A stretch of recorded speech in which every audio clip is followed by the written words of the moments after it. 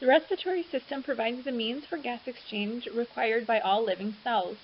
Oxygen must be supplied and carbon dioxide must be eliminated continuously, and the respiratory system exchanges gases between the atmosphere and the blood, and so the cardiovascular system is responsible for transporting those gases between the lungs and the body cells.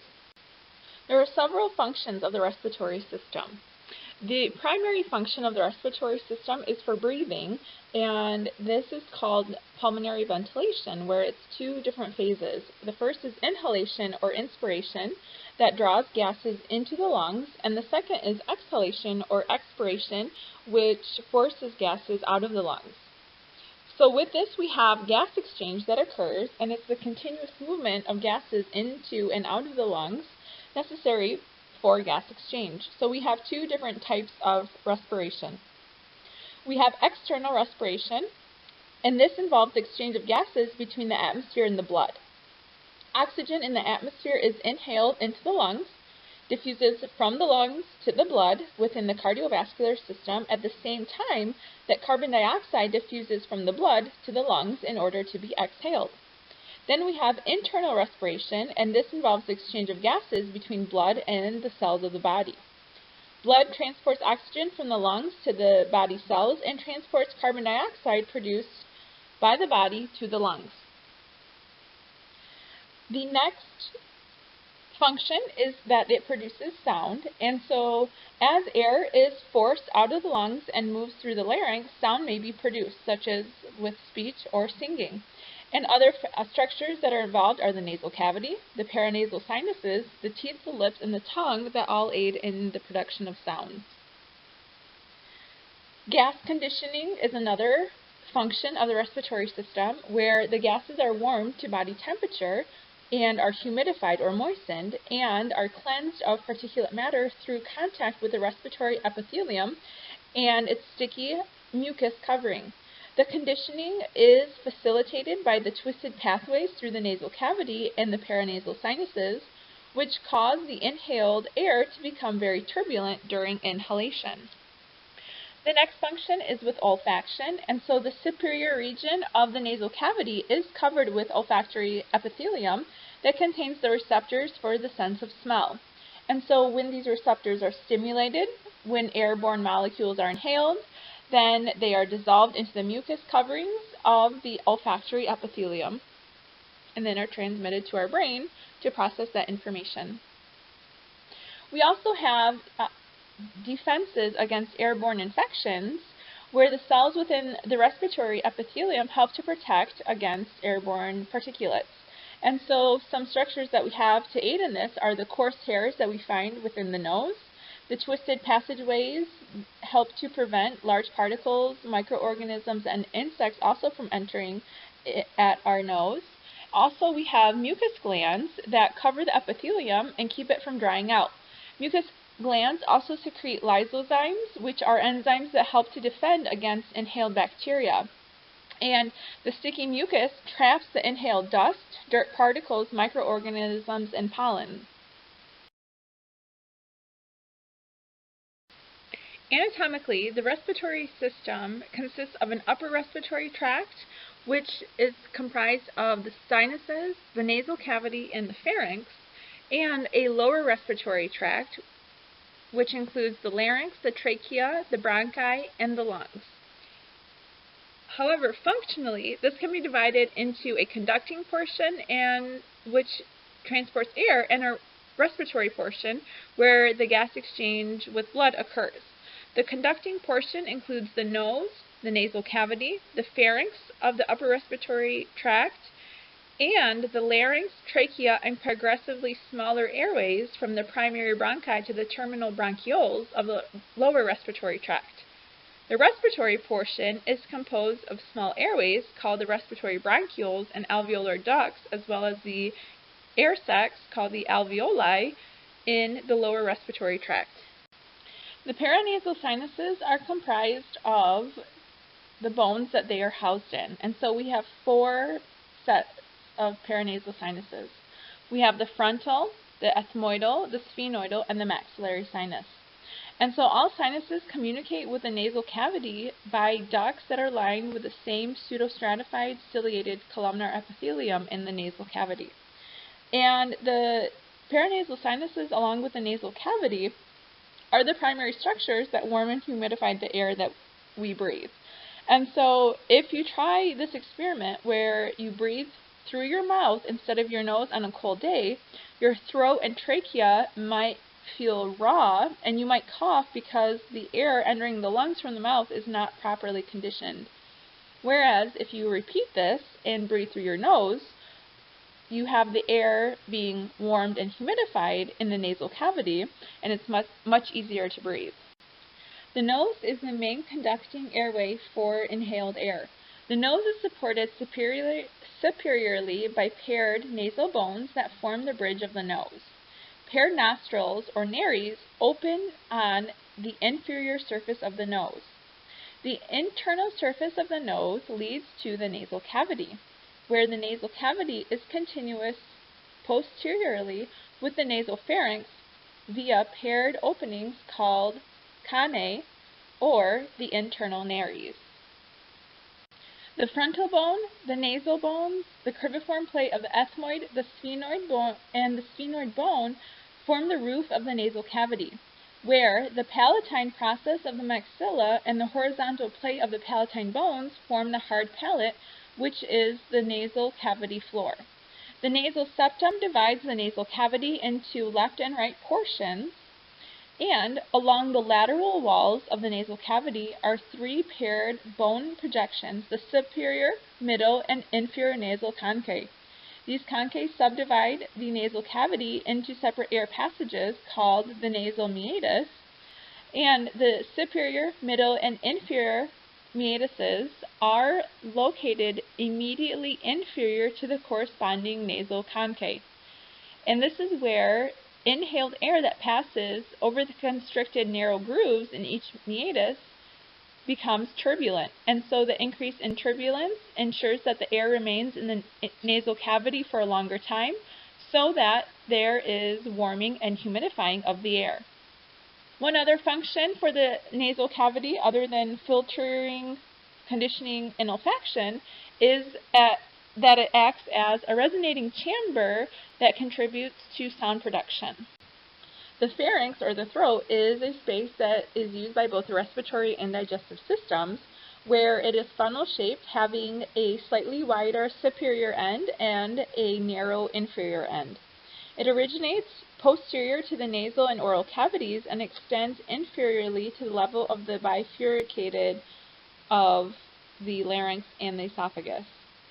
It is the common passageway for both inhaled air and exhaled air, which is used by the respiratory system, but also for ingested food for the digestive system.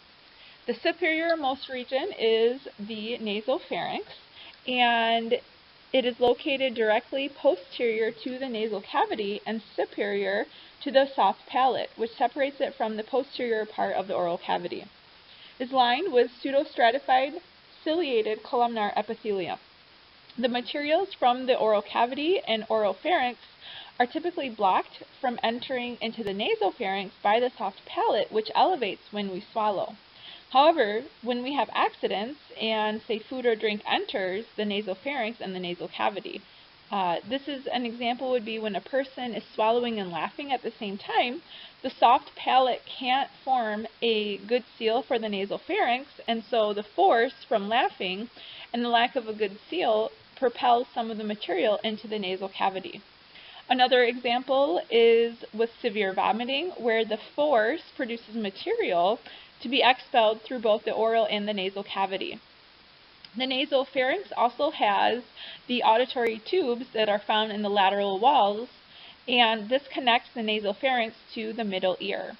And so this helps to equalize air pressure between the middle ear and the atmosphere by allowing excess air pressure to be released into the nasal pharynx. We also have the pharyngeal tonsils, which are found on the posterior nasopharynx wall. The middle pharyngeal region is the oral pharynx, which is immediately posterior to the oral cavity. The oral pharynx is bounded by the edge of the soft palate superiorly and by the hyoid bone inferiorly. It is a common respiratory and digestive pathway through which both air and swallowed food and drink pass. Non-keratinized stratified squamous epithelium lies the oropharynx because this epithelium is strong enough to withstand abrasion of swallowed foods. The lymphatic organs of the oropharynx provide the first line of defense against ingested or inhaled foreign materials.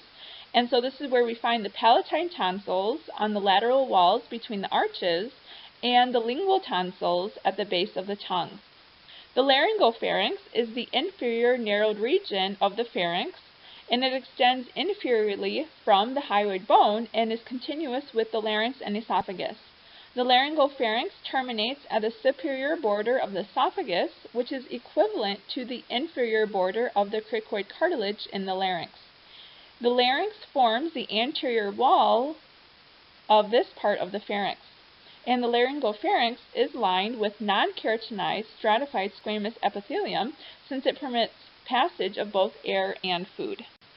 The larynx, or the voice box, is the beginning of the lower respiratory tract, and it is a short, somewhat cylindrical airway and is continuous superiorly with the laryngopharynx and inferiorly with the trachea.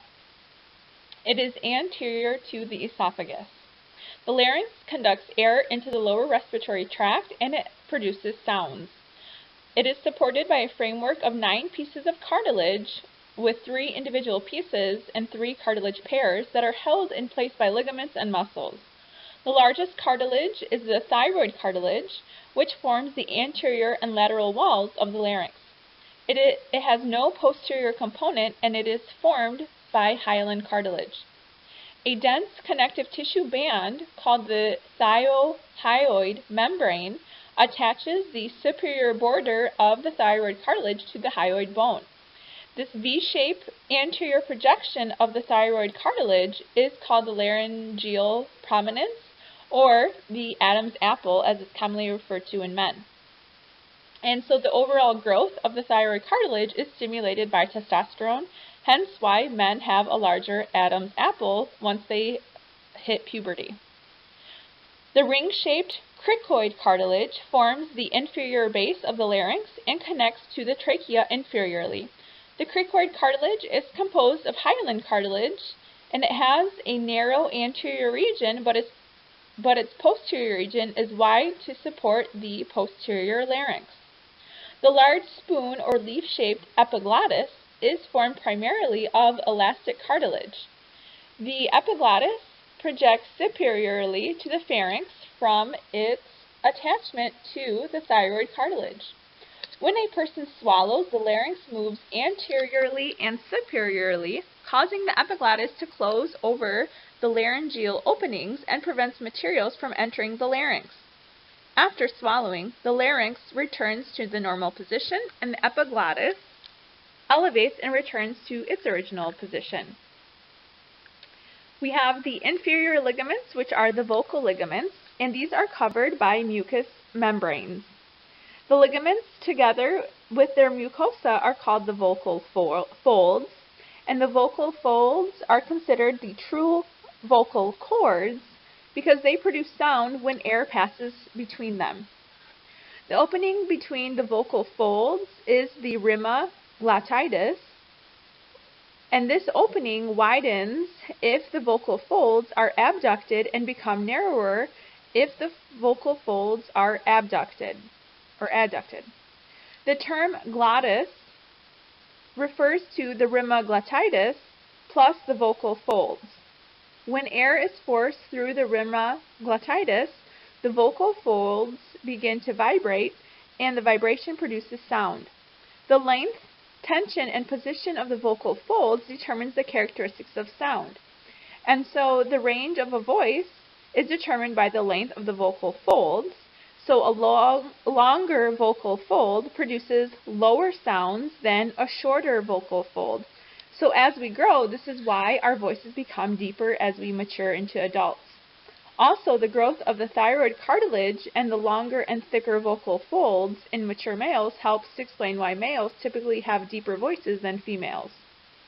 Pitch is due to the frequency of sound waves and is determined by the amount of tension or tautness on the vocal folds as regulated by the laryngeal muscles. Increasing tension on the vocal folds causes the vocal folds to vibrate more when air passes through them and produces a higher sound, whereas the less taut the vocal folds are, the less they vibrate and the lower the pitch of the sound. And then lastly, loudness depends on the force of air passing through the vocal folds. A lot of air produced during or forced through the rhinoglotitis produces a loud sound. A little air forced through the rhinoglotitis produces a soft sound.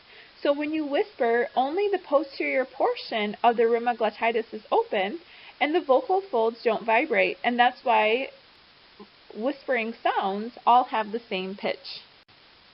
The trachea, or the windpipe, is a flexible, slightly rigid tubular organ that extends through the mediastinum and lies immediately anterior to the esophagus, inferior to the larynx, and superior to the primary bronchi of the lungs. The anterior and lateral walls of the trachea are supported by 15 to 20 C-shaped tracheal cartilages. And these cartilage rings reinforce and provide some rigidity to the tracheal wall to ensure that the trachea remains open at all times. The mucus lining the trachea is a pseudostratified ciliated columnar epithelium where the movement of the cilia propels mucus laden with dust and dirt particles towards the larynx and the pharynx, where then it is swallowed.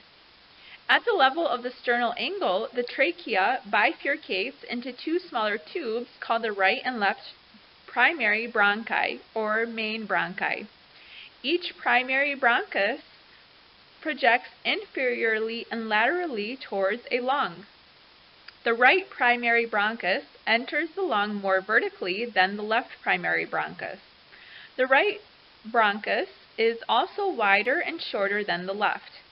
This can be clinically significant because aspirated foreign objects are more likely to become lodged on the right side than on the left. The bronchial tree is a highly branched system of air-conducting passages that originate from the left and right primary bronchi and progressively branch into narrower tubes as they diverge through the lungs before ending in terminal bronchioles. Incomplete rings of hyaline cartilage support the walls of the primary bronchi to ensure that they remain open. The primary bronchi enter the hilum of each lung together with the pulmonary vessels, lymphatic vessels, and the nerves. Each primary bronchus then branches into secondary bronchi. The left lung has two secondary bronchi since it has two lobes, and the right lung has 3 lobes and 3 secondary bronchi. Secondary bronchi are smaller in diameter than primary bronchi, and they further divide into tertiary bronchi. The right lung is supplied with about 10 tertiary bronchi, and the left lung is supplied with about 8 to 10 tertiary bronchi.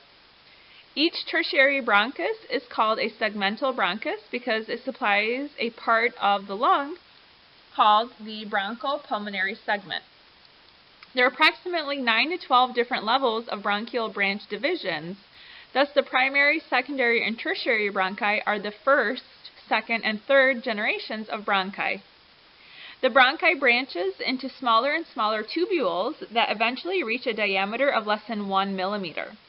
These smaller tubules are called bronchioles and are no longer lined with pseudostratified ciliated columnar epithelium, but with simple columnar or simple cuboidal epithelium. The walls of bronchioles contain no cartilage since their small diameter alone prevents collapse. Contraction of the smooth muscle narrows bronchioles, called bronchoconstriction, whereas relaxation of the smooth muscle dilates bronchioles, called bronchiodilation. Constriction or dilation of the bronchioles regulates the amount of air traveling through the bronchial tree. The terminal bronchioles are the final segment of the conduction pathway, and they conduct air into the respiratory portion of the respiratory system. And the respiratory portion is comprised of the respiratory bronchioles, alveolar ducts, and the pulmonary alveoli, where facilitation of gas diffusion between pulmonary capillaries and the respiratory structures occurs. Terminal bronchioles branch to form the respiratory bronchioles, and eventually the smallest respiratory bronchioles subdivide into thin airways called alveolar ducts, which are lined with a simple squamous epithelium, allowing for rapid gas diffusion to occur. The distal end of an alveolar duct terminates as a dilated alveolar sac, and these contain smaller saccular outpocketings called alveoli. An alveolus is about 0.25 to 0.5 millimeters in diameter and is specialized to promote diffusion of gases between the alveolus and the blood of the pulmonary capillaries. The lungs contain about 300 to 400 million alveoli, so that we have that rapid gas exchange. The two cell types that form the alveolar wall are the type 1 alveolar cells and type 2 alveolar cells. Type 1 alveolar cells promote rapid gas diffusion across the alveolar wall, and they are more numerous than the type 2 cells. The type 2 alveolar cells make a smaller population of the cells within the alveolar wall, and they secrete pulmonary surfactant, which is a fluid composed of lipids and proteins that coat the inner alveolar surface to reduce surface tension and prevent the collapse of the alveoli. The lungs house the bronchial tree and the respiratory portion of the respiratory system. The lungs are located on the lateral sides of the thoracic cavity and separated from each other by the mediastinum. The wide, concave base rests inferiorly upon the muscular diaphragm, and its relatively blunt superior region is the apex, which projects superiorly to a point that is slightly superior and posterior to the clavicle. Both lungs are bordered by the thoracic wall anteriorly, laterally, and posteriorly, and are supported by the rib cage. Toward the midline, the lungs are separated from each other by the mediastinum. The mediastinal surface of the lungs is directly medial and facing the mediastinum and slightly concave in shape. This surface houses the vertical indented hilum, which the bronchi, pulmonary vessels, lymph vessels, and nerves pass. And so collectively, all structures passing through the hilum are termed the root of the lung. Since the heart projects into the left side of the thoracic cavity, the left lung is slightly smaller than the right lung. The left lung has a medial surface indentation called the cardiac impression that is formed by the heart. The left lung also has an anterior indentation that is called the cardiac notch. The left lung has only two lobes, the superior and inferior lobe, whereas the right lobe is larger in size and it is divided into a superior or upper lobe, a middle, and an inferior or lower lobe. And so with the left lung, we only have one fissure, which is the oblique fissure that separates the two lobes, whereas with the right lung, we have two fissures that separate the three lobes, which are the horizontal fissure and the oblique fissure. The outer lung surfaces and the adjacent internal thoracic wall are lined by a serous membrane called pleura, which is formed from a simple squamous epithelium called the mesothelium. The outer surface of each lung is tightly covered by the visceral pleura, while the internal thoracic walls, the lateral surfaces of the mediastinum, and the superior surface of the diaphragm are lined by the parietal pleura. The visceral and parietal pleural layers are continuous at the hilum of each lung. Between those serous membrane layers is the pleural cavity.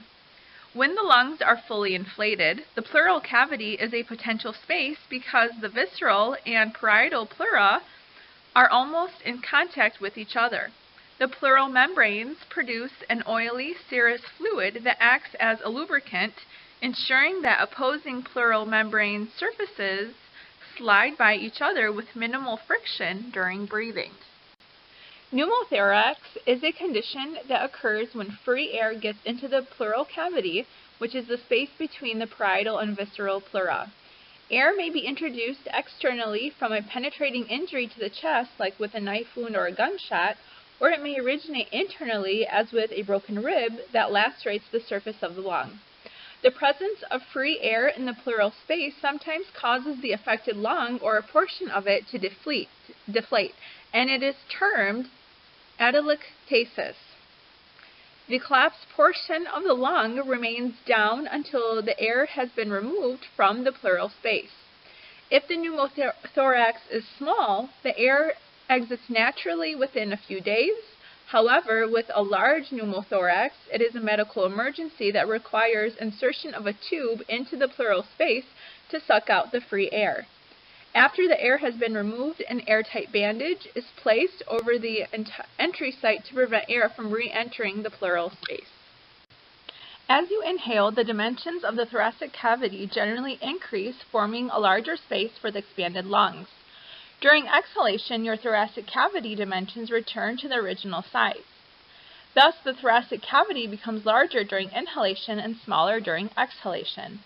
Vertical dimensional changes occur with movements of the diaphragm, which forms the rounded floor of the thoracic cavity. The diaphragm contracts, causing its depression. That is, the dome-shaped central portion flattens and moves inferiorly as you press against the abdominal viscera, resulting in inhalation. When you exhale, the diaphragm relaxes and returns to the original position. Lateral dimensional changes occur with rib movements. Elevation of the ribs increases the lateral dimension of the thoracic cavity, while depression of the ribs decreases the lateral dimensions of the thoracic cavity. A slight anterior-posterior dimensional change occurs in the thoracic cavity due to movement of the inferior portion of the sternum. When you inhale, the inferior portion of the sternum moves anteriorly, slightly increasing the anterior-posterior dimension of the thorax. When you exhale, the inferior portion of the sternum moves posteriorly and returns to its original position. Some of the muscles involved during respiration include the external intercostal muscles that extend from the superior rib inferior medially to the adjacent inferior rib. The ribs elevate upon contraction of the external intercostals, thereby increasing the transverse dimensions of the thoracic cavity during inhalation. The internal intercostal muscles lie at right angles to the external intercostals and deep to them. Contraction of the internal intercostals depresses the ribs, but this only occurs during forced exhalation. Normal exhalation requires no active muscular effort of the internal intercostal muscles. Also, we have the pectoralis minor and the sternocleidomastoid that helps with forced inhalation, and the abdominal muscles, the internal and external obliques, the transverse abdominis and rectus abdominis, also assist in active exhalation. Smoking is one of the most important modifiable factors contributing to disease and premature death in the United States. Some effects of smoking include emphysema, which is an irreversible loss of pulmonary gas exchange areas due to inflammation of the terminal bronchioles and alveoli. There is widespread destruction of the pulmonary elastic connective tissue that occurs, and this leads to an increase in the diameter or dilation of individual alveoli and a total number decrease of alveoli. And thus, there is a loss of gas exchange because of the loss of surface area. And so a person with advanced emphysema has larger than normal chest circumference because the air is trapped within the abnormally expanded and non-functional alveoli. The patients are unable to exhale effectively, and so that stagnant air that is oxygen poor builds up into the abnormally large alveoli. Once the tissue in the lung has been destroyed, it cannot regenerate, and thus there is no cure for emphysema. The second side effect that we have is chronic bronchitis. And first, bronchitis is the inflammation of the bronchi caused by viruses or bacteria, or, in this case, by inhaling vaporized chemicals, particulate matter, or cigarette smoke in the air. And so chronic bronchitis results from long-term exposure to irritants such as chemical vapors, polluted air, and cigarette smoke. Medically, it is defined as a production of large amounts of mucus associated with a cough lasting for 3 continuous months or more. And so some permanent changes that occur in the bronchi are thickened bronchial walls with subsequent narrowing of their lumens, overgrowth or hyperplasia of the mucin-secreting cells in the bronchi, and accumulation of lymphocytes within the bronchial walls. And so all of this increases the likelihood of bacterial infection, chronic, and for development of pneumonia. And lastly, lung cancers are also a side effect of smoking, where this includes 1/3 of all cancer deaths. And this originates in the epithelium of the respiratory system, where smoking causes about 85% of all lung cancers. Metastasis, which is the spread of cancerous cells to other tissues, occurs early in the course of the disease.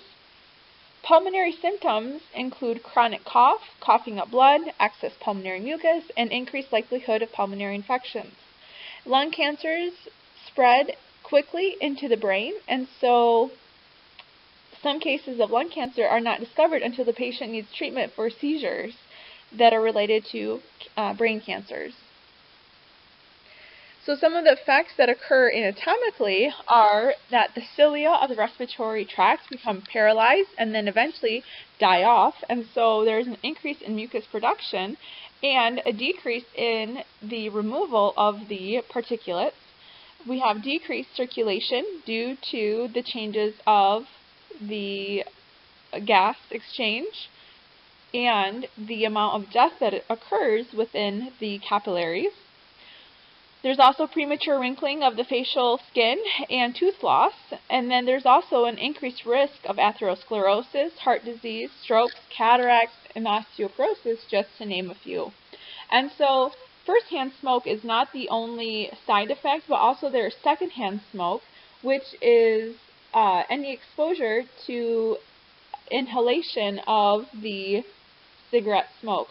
And so the same risks occur for second-hand smoke as they do for first-hand, such as cancer, asthma, and infections of the respiratory system.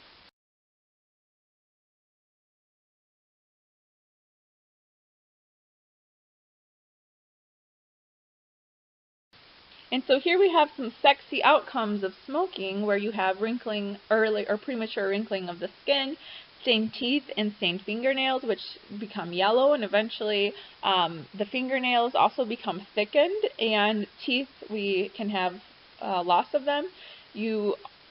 People constantly stink because of the excess tar that builds up, and then also we have this black and hardening of the lungs due to the tar and other contaminants that are now put into cigarettes as well.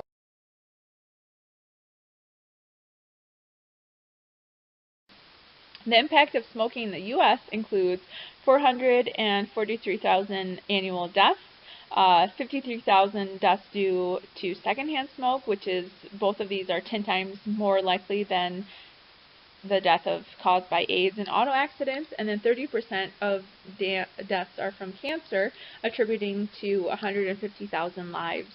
And studies are finding a different type, or a new type of risk, which is third-hand smoke, which is the smoke and the pollutants that are lingering within clothes, within car seats, curtains, within the walls and carpets. And so this is actually almost as bad as secondhand smoke.